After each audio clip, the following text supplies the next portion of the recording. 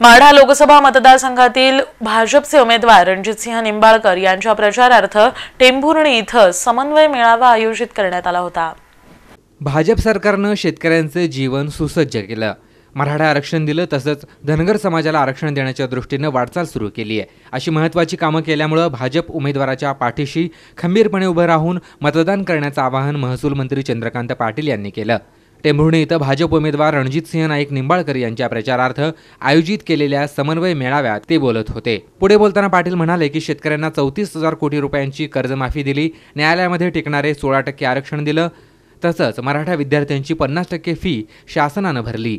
धनगर समाजाला न्याय देण्याची भूमिका घेऊन आदिवासींना ज्या सुविधा आहेत त्या सुविधा धनगर समाजाला देण्यात येणार आहेत। ही महत्त्वाची कामं भाजप सरकारनं केली आहे, त्यामुळेच आज भाजपच्या उमेदवाराच्या पाठीशी मतदारांनी उभं राहून विजयी करावं असं आवाहन त्यांनी केलं। यावेळी रणजितसिंह नाईक निंबाळकर म्हणाले की माझी लढाई संजय मामाबरोबर नसून बारामतीच्या विरोधात आहे। माढ्यातील पराभव हा बारामतीकरांचं दुकान बंद करण्याचा पराभव ठरेल, अशी सडेतोड टीका करून ते म्हणाले माढ्यातील रस्ते प्रचंड खराब आहेत।